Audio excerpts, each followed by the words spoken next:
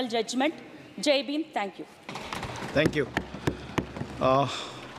माननीय सदस्य श्री सुधाकर सिंह जी। माननीय अध्यक्ष महोदय जी, बड़े अफसोस के साथ कहना पड़ रहा है कि इस बार भी स्वास्थ्य बजट देश की लगातार बढ़ती स्वास्थ्य के क्षेत्र में आवश्यकताओं को देखते हुए बिल्कुल ही अपर्याप्त है। इससे भी अधिक दुर्भाग्यपूर्ण यह है कि अगर हम देश में स्वास्थ्य सुविधाओं की स्थिति पर ध्यान दें तो पिछले कुछ सालों के स्वास्थ्य बजट से साफ दिखता है कि स्वास्थ्य बजट बढ़ाना सरकार की प्राथमिकता में शामिल नहीं है।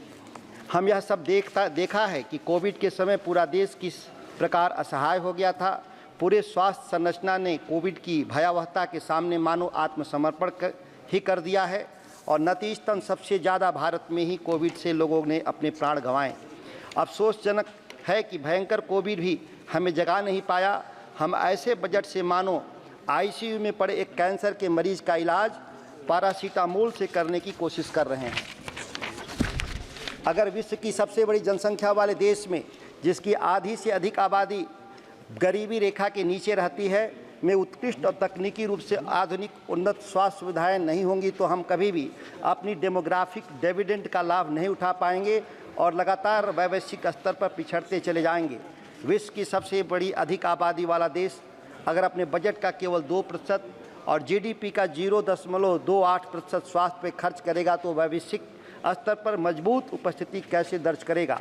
स्वास्थ्य और परिवार मंत्रालय के लिए बजट आवंटन 87,657 करोड़ रखा गया है, जो पिछले साल की तुलना में थोड़ा अधिक जरूर प्रतीत होता है, लेकिन मुद्रास्फीति को एकोमोडेट करने के बाद वास्तविक रूप से देखा जाए तो पिछले साल के मुकाबले कम बजट है। वैसा ही है कि एक बड़े घाव पर बैंडेड लगाने के समान है बजट। इन्फ्लेशन को एडजस्ट करके देखें तो महत्वपूर्ण स्वास्थ्य कार्यक्रमों जैसे कि राष्ट्रीय स्वास्थ्य मिशन और आयुष्मान भारत के वास्तविक आवंटन में गिरावट आई है और वर्तमान आवंटन में ऐसा लगता है कि हम एक ऐसे स्वास्थ्य प्रणाली के साथ संतुष्ट है जो मुश्किल से ही बस रेंग रहा है। बिहार से सांसद होने के नाते मैं सदन का ध्यान बिहार के स्वास्थ्य ढांचे के दयनीय स्थिति और केंद्रीय बजट में बिहार निरंतर अनदेखी की ओर भी लाना चाहूँगा।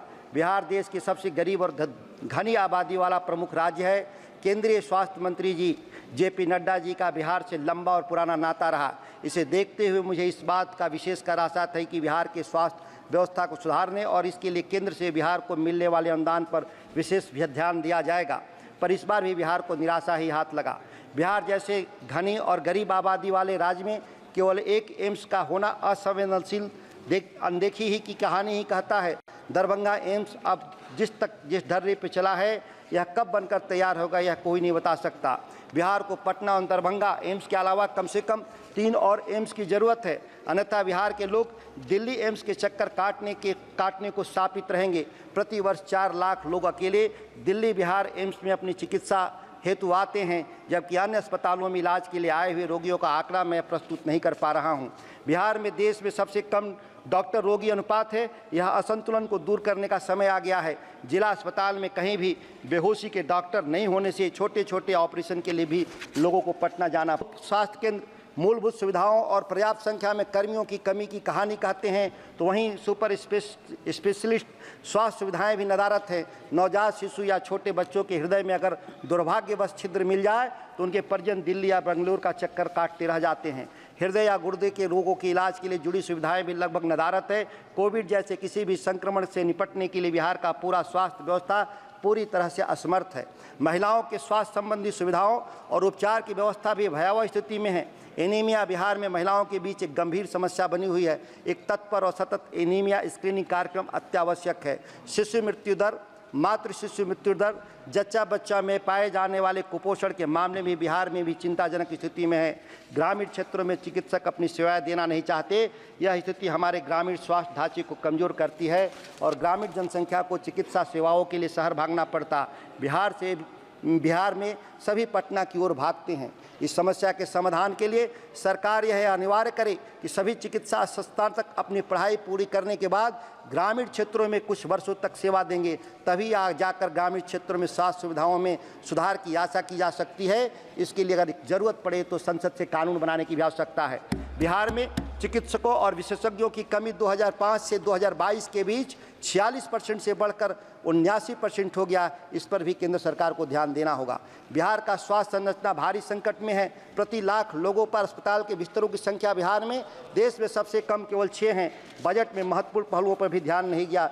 जरूरत थी आयुष्मान योजना को सभी आय समूहों के वृद्धों के लिए उपलब्ध करवाया जाए। इसके लिए विशेषकर वृद्धों, विकलांगों और कमजोर वर्गों के लिए लोगों के नियमों में ढील दी जाए। मैं 1 मिनट में अपनी बात समाप्त करता हूं। अंतिम में मैं बिहार के लिए एक एम्स की स्थापना का मांग करता हूं ताकि बेहतर इलाज के लिए दिल्ली, मुंबई नहीं जाना पड़े। औरंगाबाद में स्वीकृत मेडिकल कॉलेज पैसे के अभाव में निर्माण शुरू नहीं हो पाया। देव जैसे ऐतिहासिक पर्यटन स्थल पर बड़ा अस्पताल का निर्माण हो। आशा और ममता जैसे ग्रामीण स्वास्थ्य कार्यकर्ताओं का न्यूनतम 20,000 मानदेय का भुगतान सुनिश्चित किया जाए। यह देश की सरकार से मैं मांग करता हूं। मैं अपनी बात समाप्त करूं। धन्यवाद। माननीय सदस्य श्रीमती हर्ष